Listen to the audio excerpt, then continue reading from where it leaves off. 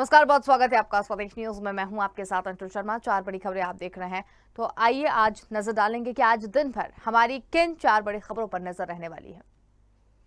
पहली बड़ी खबर हम लेंगे, जहां पर पीएम मोदी का आज जम्मू कश्मीर दौरा है। पंचायती राज दिवस कार्यक्रम में वो हिस्सा लेंगे, 20,000 करोड़ की परियोजनाओं का उद्घाटन करेंगे। दूसरी खबर मुख्यमंत्री योगी आदित्यनाथ से जुड़ी, जहां पर वो आज जालौन दौरे पर रहेंगे। पंचायती राज दिवस में कार्यक्रम में शिरकत करेंगे और प्राथमिक विद्यालय पंचायत भवन के कामों का भी लोकार्पण करेंगे। तीसरी बड़ी खबर, इस बार जो मुद्दा सभी जगह गरमाया हुआ है, जिसमें मस्जिदों पर लगे लाउड स्पीकर से सियासत गरमा रही है, उस पर हम बातचीत करेंगे। जिसमें लक्ष्मण सिंह ने भी लाउड स्पीकर पर प्रतिबंध लगाने का समर्थन किया है और कहा है कि ये प्रतिबंध लगना अच्छा है, न तो राम बह रहे हैं और न ही अल्लाह बह रहे हैं। और चौथी और अंतिम बड़ी खबर में हम बात करेंगे मध्य प्रदेश के मुख्यमंत्री सीएम शिवराज सिंह चौहान की, जिन्होंने कन्यादान योजना में बदलाव किया है। पहले सरकार एक जोड़े के हिसाब से खर्च करती थी 51,000 रुपए, अब 55,000 रुपए वो खर्च करेगी और इसमें बेटियों को ये राशि सीधे तौर पर दी जाएगी। तो इन 4 बड़ी खबरों पर हम आज बातचीत करेंगे। पहली बड़ी खबर की ओर करेंगे, जहां पर राष्ट्रीय पंचायती राज दिवस पर प्रधानमंत्री सांबा जिले के पल्ली से देश भर के पंचायत प्रतिनिधियों को संदेश देंगे। कई मायनों में अहम प्रधानमंत्री के इस दौरे पर सबकी निगाहें टिकी हुई है। मोदी इस दौरान प्रदेश में कोई भी बड़ी सौगात दे सकते हैं। जम्मू और सांबा समेत पूरे प्रदेश में सुरक्षा व्यवस्था को चाक चौबंद कर दिया गया है। वहीं जम्मू कश्मीर के सांबा जिले में रविवार सुबह एक खेत में विस्फोट हो गया। ये विस्फोट प्रधानमंत्री नरेंद्र मोदी के प्रस्तावित जनसभा स्थल से मात्र 4 किलोमीटर दूर है। इस घटना के बाद से मौके पर पुलिस पहुंच गई है और इस कारण सुरक्षा एजेंसियों के हाथ पांव फूल गए हैं। वो जांच में जुट गई है। वहीं पुलिस ने बताया है कि सांबा जिले के बिश्रा के ललायल इलाके में एक खेत में विस्फोट हुआ। पुलिस को शक है कि यह विस्फोट आकाशीय बिजली के कारण हुआ। अनुच्छेद 370 हटाने के बाद प्रधानमंत्री नरेंद्र मोदी आज जम्मू कश्मीर में पहली बार जनसभा को संबोधित करेंगे और इस दौरान प्रधानमंत्री केंद्र शासित प्रदेश को करीब 20,000 करोड़ से अधिक के विकास परियोजनाओं का तोहफा भी देंगे। इसके अलावा 38,000 करोड़ के निवेश प्रस्तावों को भी जमीन पर उतारेंगे। और ज्यादा जानकारी के लिए हमारे साथ वरिष्ठ पत्रकार रमेश शर्मा जी जुड़ गए हैं। रमेश शर्मा जी, बहुत स्वागत है आपका स्वदेश न्यूज में। सवाल मेरा यह है कि 370 हटाने के बाद जम्मू कश्मीर से पहली बार वो आज जनसभा को संबोधित कर रहे हैं। क्या इस बार देखने को मिलेगा? क्या लाभ वो दे सकते हैं जम्मू कश्मीर को? देखिए, मोटे तौर पर ये वाकई एक बड़ा निर्णय है। 370 हटने के बाद प्रधानमंत्री पहली बार जा रहे हैं और जो स्थान का चयन किया है सांभा में, वो भारत और पाकिस्तान की सीमा से केवल 25 किलोमीटर दूर है। और अगर हम उसको माने जिसमें जो नो मैंस लैंड होती है और जिसको हम सेना की भाषा में एरियल डिस्टेंस कहेंगे, तो वो केवल 10 किलोमीटर पड़ता है। तो ऐसी स्थिति में वहाँ जाना, और विशेषकर उनके साथ संयुक्त अरब अमीरात के राजनयिक भी रहेंगे और निवेशक भी रहेंगे, तो वहाँ वो केवल यात्रा के लिए या जो हमारा पंचायती राज दिवस है उसको मनाने भर नहीं जा रहे हैं, बल्कि मैं समझता हूँ इस यात्रा से वो कई संदेश देने जा रहे हैं। वहीं से वो देश भर के जो पंचायती राज के देश भर के राज्यों को वहीं से वो संबोधित करने वाले हैं और कई वहाँ निवेश की योजनाएं भी संबोधित करने वाले हैं। यद्यपि समय निवेश के प्रस्ताव यूरोपियन देशों से भी थे, मध्य एशिया से भी थे, लेकिन कश्मीर जाने के लिए प्रधानमंत्री जी ने जो मध्य एशिया का संयुक्त अरब अमीरात देश है उसके राजनयिकों को, निवेशकों को चुना है। तो मैं समझता हूँ ये सारा संदेश देश को और खासतौर से पाकिस्तान को देने का जो संदेश है, ये यात्रा वाकई ऐतिहासिक होगी। और ये जो लगभग 200 करोड़ के 2,000 करोड़ के जो निवेश की विभिन्न योजनाएं हैं, इसमें खासतौर से जो भूमिगत मार्ग है जम्मू को और श्रीनगर से जोड़ने का, तो एक मार्ग जो वहाँ से और मिलिट्री कैंप सीमा तक जाना, ये मैं समझता हूँ कई चीजें इसमें बहुत महत्वपूर्ण है। निसंदेह ये यात्रा बहुत महत्वपूर्ण रहेगी प्रधानमंत्री जी। बिल्कुल, ये दौरे पर तो रहेंगे प्रधानमंत्री नरेंद्र मोदी और 370 हटने के बाद पहली बार वो जनसभा को भी संबोधित कर रहे हैं। तो लेकिन वहाँ के भी जो हालात देखने को मिल रहे हैं, काफ़ी चीज़ें जो है वो उथल पुथल भी देखने को मिल रही है। मुठभेड़ भी वहाँ पर हुई थी। तो उसके बाद वहाँ के लोग जब प्रधानमंत्री को अपने बीच पाएंगे तो क्या कयास लगाया जाए इस बात से? क्योंकि वहाँ दो तरह की मानसिकता है। एक मानसिकता तो वो है जो भारत राष्ट्र के साथ मिलकर के चलना चाहती है। ये जो मानसिकता है, इस मानसिकता में तो बहुत उत्साह आएगा और उत्साह आकर के वो और अच्छे से काम करेंगे और कहीं ना कहीं जो भारत राष्ट्र के निर्माण के लिए उसमें काम आओगे। लेकिन वहाँ पर बड़ी संख्या में ऐसी है जो भारत राष्ट्र के साथ मिलकर के नहीं चलना चाहते हैं। समय समय पर वो पाकिस्तान के समर्थन में भी नारे लगाते हैं, सेना पर पत्थर भी भेजते हैं और कई तरह की हम देखते हैं कि आतंकवादियों को भी संरक्षण देते हैं। ये जो मानसिकता है, इस मानसिकता में 100% रिएक्शन होगा और उनको ये यात्रा बिल्कुल अच्छी नहीं लगेगी। इसलिए इन लोगों को ध्यान में रखकर के जो सुरक्षा के अतिरिक्त इंतजाम किए गए हैं, उन लोगों को ध्यान में रखकर के इंतजाम किए गए हैं। तो जो दो प्रकार की मानसिक अंतर्धाराएं हैं, दोनों पर इस यात्रा का अलग अलग प्रभाव पड़ने वाला है। जी समझिए, लेकिन जम्मू कश्मीर की अगर बात करें तो किस तरीके का विकास अभी सबसे ज्यादा जरूरी वहां पर नजर आ रहा है धारा 370 हटने के बाद से? देखिए, मोटे तौर पर जो सबसे वहाँ के अनुसार विकास जो अगर आवश्यक हम समझेंगे तो कहीं ना कहीं निवेश के लिए और कश्मीर के लोगों की जरूरत अपनी वहाँ पर पूरी हो सके। सबसे बड़ी बात तो वहाँ रोजगार की और सांस्कृतिक निर्माण की सबसे ज्यादा जरूरत है। तो कहीं ना कहीं कुछ ऐसे उत्पादन वहाँ पर शुरू हों जिन उत्पादन में लोगों को रोजगार मिल सके। तो वहाँ के और वहाँ जो उत्पादन हो रहा है, जैसे सेब का उत्पादन है या और जो उत्पादन है, उसको कहीं ना कहीं जिसमें मार्केट मिल सके। ये जो आज इस बात की सबसे ज्यादा तो वहाँ रोजगार की सबसे ज्यादा जरूरत है। और कई जगहों पर जो बिजली नहीं है, तो मैं समझता हूँ पन बिजली की योजना आज प्रधानमंत्री जी कर भी रहे हैं। तो मैं समझता हूँ जो आधारभूत जरूरतें हैं वो पूरी हों और रोजगार सबसे पहले उसकी बहुत ज्यादा जरूरत है। और प्रधानमंत्री की इस यात्रा से ये दोनों चीजों की मुझे दिशा में काम होगा। चलिए, बहुत धन्यवाद रमेश शर्मा जी हमारे साथ में जुड़ने के लिए और तमाम जानकारी हमारे साथ साझा करने के लिए। तो जम्मू कश्मीर के दौरे पर प्रधानमंत्री नरेंद्र मोदी हैं, परियोजनाओं का उद्घाटन करेंगे, कई योजनाओं का शिलान्यास भी करते हुए वो नजर आएंगे। इसके साथ ही 370 हटने के बाद जम्मू कश्मीर में पहली बार जनसभा कर रहे हैं प्रधानमंत्री नरेंद्र मोदी। चलिए बढ़ेंगे दूसरी बड़ी खबर की ओर, जहां पर मुख्यमंत्री योगी आदित्यनाथ का आज जालौन दौरा है। पंचायती राज दिवस के कार्यक्रम में सीएम योगी शिरकत करेंगे। सीएम प्राथमिक विद्यालय पंचायत भवन के साथ ग्राम पंचायत के कामों का लोकार्पण करेंगे। इसके साथ ही बच्चों का अन्नप्राशन भी कराएंगे और महिलाओं की गोद भराई की रस्म भी करेंगे। वहीं 2 ग्राम पंचायत और जिला पंचायत को सम्मानित करने के बाद सीएम योगी जनसभा को संबोधित करेंगे। ये कार्यक्रम जालौन के डकौर विकास खंड का एरी रमपुरा का आयोजित किया गया है। तो सीएम योगी का जालौन दौरा आज है। महिलाओं की आज वो गोद भराई की रस्म भी अदा कराएंगे आंगनबाड़ी में। इसके साथ ही 2 ग्राम पंचायत और जिला पंचायत को भी सम्मानित वो करेंगे।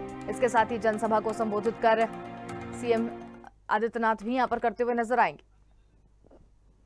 और ज्यादा जानकारी के लिए लखनऊ से संवाददाता अविरल अग्निहोत्री हमारे साथ यहां पर जुड़ गए हैं। जी अविरल, आज जालौन दौरे पर रहेंगे सीएम योगी आदित्यनाथ और काफी अच्छी खबर ये यहां पर बताई जा रही है कि वो जो महिलाएं हैं उनकी गोद भराई की रस्म भी वो करवाएंगे और जो छोटे बच्चे हैं उनका अन्नप्राशन भी वो करवाते हुए नजर आएंगे।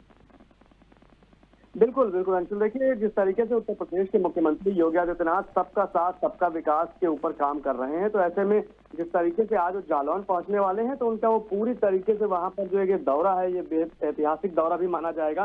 बेहद जो है एक अच्छी तस्वीर वहां से निकल कर आएगी। आप समझिए कि 11:30 बजे जालौन में वो पहुंच जाएंगे, रमपुरा ग्राम पंचायत पहुंचेंगे सीएम योगी आदित्यनाथ और सीधे तौर पर वहां पर जो ग्राम पंचायत है, जो प्राथमिक विद्यालय हैं, उनका सबका वो जो वहाँ जो काम हुए हैं उनका लोकार्पण करेंगे। उसके बाद में कार्यकर्ताओं को संबोधित करेंगे, गांव की जनता को संबोधित करेंगे, मिलेंगे, बैठेंगे।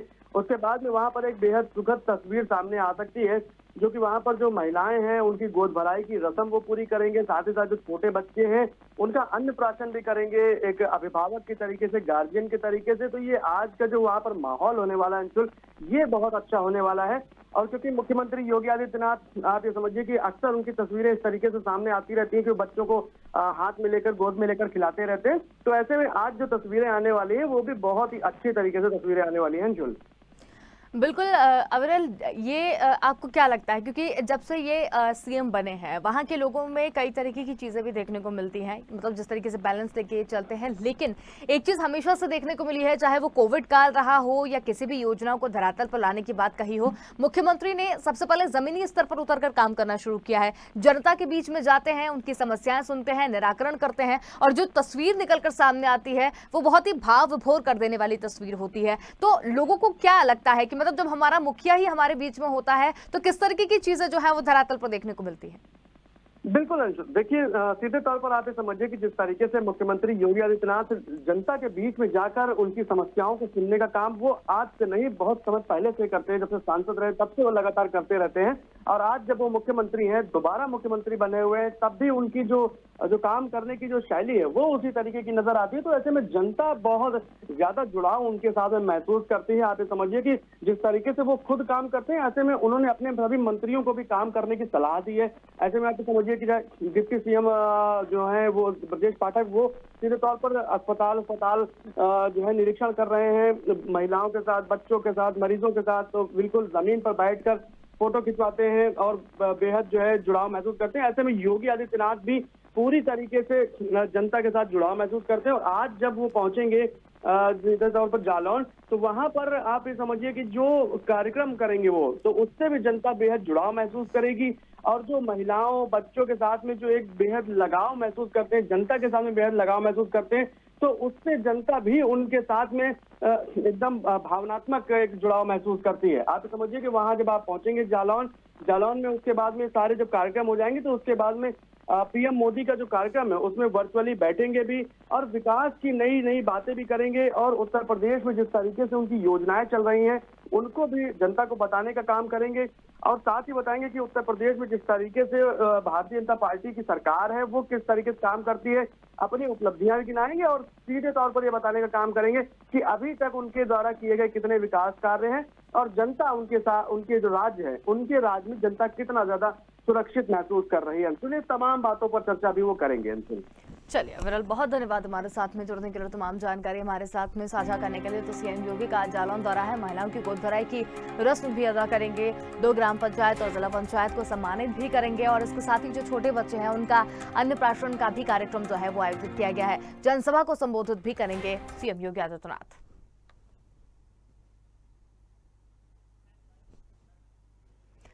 अगली बड़ी खबर की ओर बात करेंगे, जहां पर मध्य प्रदेश में लाउडस्पीकर पर सियासत गरमा रही है। पूर्व मुख्यमंत्री उमा भारती के बाद दिग्विजय सिंह के भाई और चाचौड़ा से कांग्रेस विधायक लक्ष्मण सिंह ने लाउडस्पीकर पर प्रतिबंध लगाने का समर्थन कर दिया है।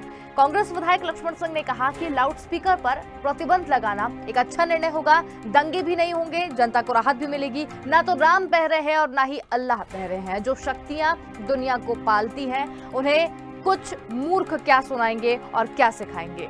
आपको बता दें कि कुछ दिन पहले उत्तर प्रदेश के मुख्यमंत्री योगी आदित्यनाथ ने कहा था कि धार्मिक विचारधारा के अनुसार सभी को अपनी अपनी उपासना पद्धति को मनाने की स्वतंत्रता है। लाउडस्पीकर का इस्तेमाल किया जा सकता है, लेकिन यह भी सुनिश्चित हो कि आवाज परिसर से बाहर न आए। लाउडस्पीकर विवाद की शुरुआत महाराष्ट्र नवनिर्माण सेना प्रमुख राज ठाकरे के बयान के बाद हुई थी और इसके बाद देश भर में लाउडस्पीकर के शोर को लेकर बहस तेज हो गई। और ज्यादा जानकारी के लिए संवाददाता विवेक राणा हमारे साथ यहां पर जुड़ गए हैं। जी विवेक, लाउडस्पीकर को लेकर जो विवाद है वो लगातार बढ़ता हुआ नजर आ रहा है, लेकिन इसमें एक दिलचस्प बात यह है कि दिग्विजय सिंह के जो भाई हैं लक्ष्मण सिंह, वो भी इसके समर्थन में आ गए हैं और उन्होंने कुछ ऐसा कह दिया है जिससे राजनीति और गर्मा गई है। बिल्कुल अंशुल, बात की जाए लाउड स्पीकर विवाद की तो लगातार लाउड स्पीकर जो विवाद है वो महाराष्ट्र के बाद अलग अलग राज्यों में भी देखने को मिल रहा है। क्योंकि यूपी की बात करें अंशुल, तो यूपी में भी जो मुख्यमंत्री है योगी आदित्यनाथ, उन्होंने भी कहा है कि जो स्पीकर हैं वो कहीं ना कहीं उनका जो दायरा है वो तय होना चाहिए, जिससे जो आम जो लोग हैं उनको किसी प्रकार की जो परेशानी है वो ना हो पाए। जिसके बाद मध्य प्रदेश की बात की जाए तो मध्य प्रदेश की पूर्व मुख्यमंत्री उमा भारती ने भी लाउड स्पीकर को लेकर जो बयान है वो दिया था। जिसके बाद बात की जाए लक्ष्मण सिंह, क्योंकि लक्ष्मण सिंह कांग्रेस के विधायक है और पूर्व मुख्यमंत्री दिग्विजय सिंह के भाई हैं, तो कहीं ना कहीं वो भी लाउड स्पीकर का समर्थन करते नजर आ रहा है। क्योंकि अलग अलग राज्यों की यदि बात करें तो लगातार लाउड स्पीकर का जो विवाद है वो अलग अलग राज्यों में तो देखने को मिल रहा है, मगर अब मध्य प्रदेश में भी लाउड स्पीकर को लेकर जो सियासत है वो अब गर्माती नजर आ रही है। जी बिल्कुल विवेक, लाउडस्पीकर पर प्रतिबंध लगाना अच्छा निर्णय होगा, दंगे भी नहीं होंगे और लोगों को भी राहत मिलेगी, इस तरीके का बयान जो है वो लक्ष्मण सिंह ने दिया है। और उसमें ये भी कह रहे हैं कि जनता को मूर्ख जनता है वो क्या लोगों को सुनाएगी। तो ये जो चीजें निकलकर सामने आई है, क्या लगता है आपको, ये और विवाद की स्थिति नहीं पैदा कर रही है? अंजुल, जिस प्रकार से दिल्ली और खासतौर पर मध्य प्रदेश के खरगोन में जिस प्रकार से हिंसा देखने को मिली है, उसके बाद से लगातार प्रदेश सरकार तो अलर्ट है, मगर जिस प्रकार से बयानबाजी का जो दौर है वो देखने को मिल रहा है। जिस प्रकार से जो लक्ष्मण सिंह ने जो लाउड स्पीकर को लेकर जो सोशल मीडिया में ट्वीट किया है, उससे साफ हो गया है कि लक्ष्मण सिंह ने कहा है कि जो लाउड स्पीकर है उसका जो दायरा है वो तय होना चाहिए, लोगों को परेशानी नहीं होनी चाहिए। साथ ही जिनको धार्मिक स्थल जो है, जो पुजारी हैं या मौलवी हैं, यदि इनकी बात की जाए तो इनका लाउड स्पीकर का एक दायरा सीमित होना चाहिए, इस प्रकार से ट्वीट किया है। और मध्य प्रदेश में अब इसको लेके सत्ता पक्ष कहीं ना कहीं जो बयानबाजी है वो देखने को मिल रही है, क्योंकि लगातार जिस प्रकार से उमा भारती ने समर्थन की थी लाउड स्पीकर का, उसके बाद लक्ष्मण सिंह इस पे कूद गए हैं, तो कहीं ना कहीं जो राजनीति है मध्य प्रदेश की अब वो अंशुल गर्माती हुई नजर आ रही है। जी बिल्कुल विवेक, मध्य प्रदेश की अगर बात करें, क्योंकि अभी लाउड स्पीकर को लेकर पूरे देश भर में चीजें जो है वो निकलकर सामने आ रही है। राज ठाकरे के बयान के बाद में जिस तरीके की स्थिति बनी है वो काफी विवादास्पद है। लेकिन अगर मध्य प्रदेश की बात करें तो मध्य प्रदेश में खरगोन में भी इस वक्त जो है वो भी सामाजिक सौहार्द की चीजें देखने को मिली थी। तो मध्य प्रदेश में भी लाउड स्पीकर को लेकर क्या स्थिति बनी हुई नजर आई है?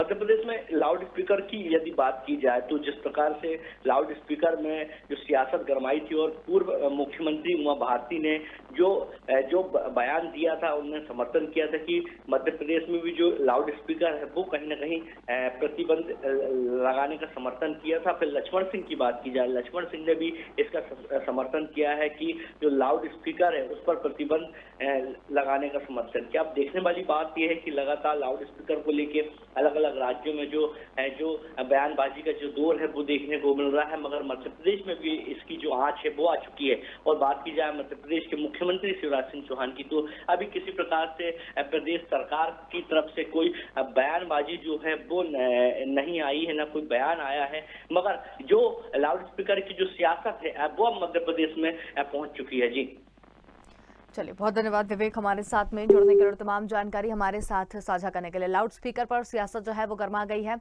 और उसमें लक्ष्मण सिंह का बयान अब और आग में घी डालने का कहीं ना कहीं काम करता हुआ नजर आ रहा है। लाउड स्पीकर विवाद में अब लक्ष्मण सिंह भी कूद गए हैं। उन्होंने कहा है कि ना ही राम बह रहे हैं और ना ही अल्लाह।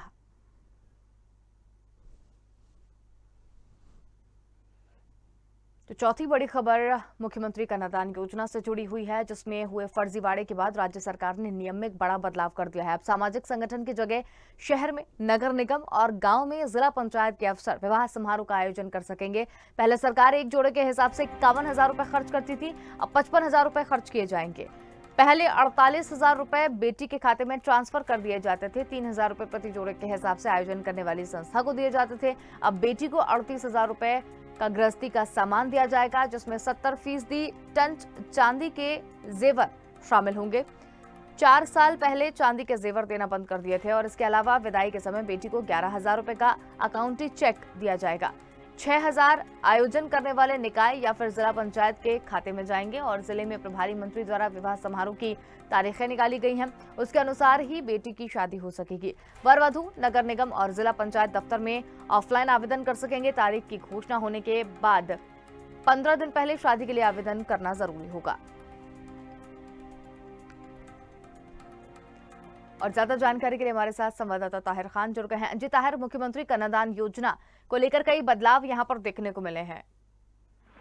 साफ तौर पर अंशुल आपको बता दूं कि 2006-7 में शुरू हुई मुख्यमंत्री कन्यादान योजना मध्य प्रदेश के जो मुख्यमंत्री शिवराज सिंह चौहान उनकी महत्वाकांक्षी योजनाओं में से एक है। लेकिन जो भ्रष्ट अफसर हैं उन्होंने भी इस योजना में पलीता लगाने में कोई कोर कसर नहीं छोड़ी। बीते दिनों कोरोना काल में विदिशा जिले के सिरोंज जनपद पंचायत में 5,923 विवाह के मामले स्वीकृत कर 30,18,39,000 रुपए का पेमेंट के नाम से फर्जी किया गया था। उसके बाद ये मामला मध्य प्रदेश की विधानसभा के शीतकालीन सत्र में सिरोंज से जो भाजपा के विधायक है उन्होंने ही उठाया था और उसके जब मामला गरमाया तो मध्य प्रदेश की राजनीति में एक नया भूचाल आ गया था। उसके बाद जब मामला बढ़ता देख विधानसभा के जो अध्यक्ष है गिरीश गौतम ने श्रम मंत्री बृजेंद्र प्रताप सिंह को जांच के आदेश दिए थे। मुख्यमंत्री शिवराज सिंह चौहान ने घोटाले पर नाराजगी जताई थी। इसके बाद जो जांच में घपले सामने आए थे तब ईओडब्ल्यू ने FIR दर्ज कर जो वहाँ के CEO थे जनपद पंचायत के शोभित त्रिपाठी उनको निलंबित कर गिरफ्तार कर लिया था। उसके बाद जब पिछले दिनों पचमढ़ी में हुआ चिंतन शिविर आयोजित किया गया था, उसमें इस योजना को धरातल पर उतारने, नए स्वरूप में धरातल पर उतारने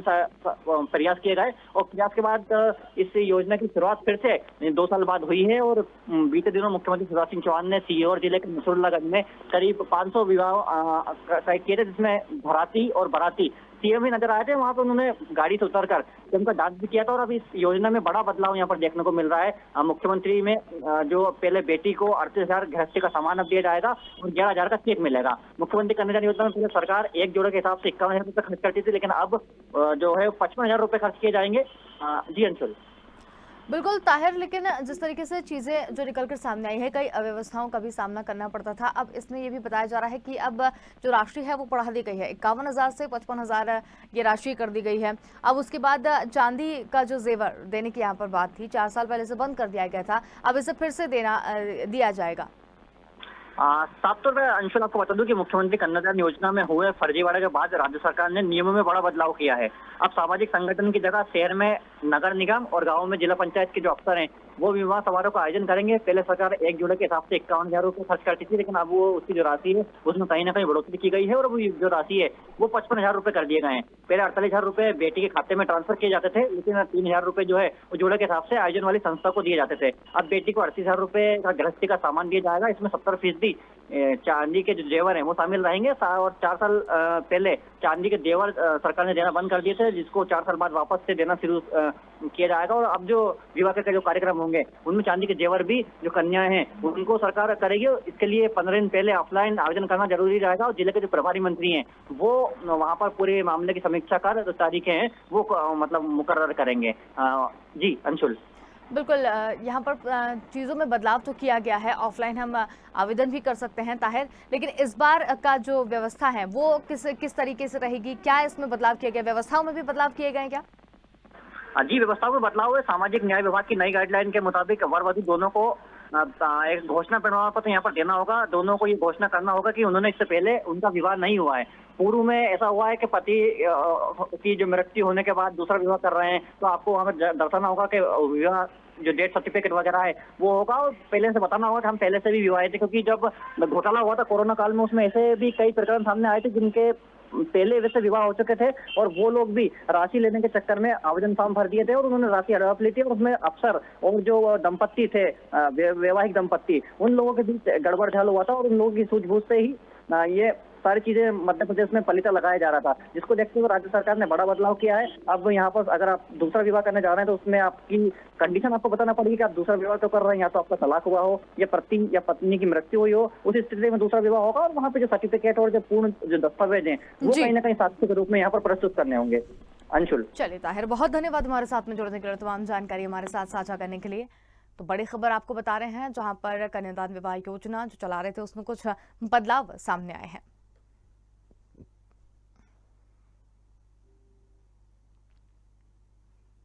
और फिलहाल के लिए इस बुलेटिन में इतना ही। देखते रहिए स्वदेश न्यूज, क्योंकि सबसे पहले देश।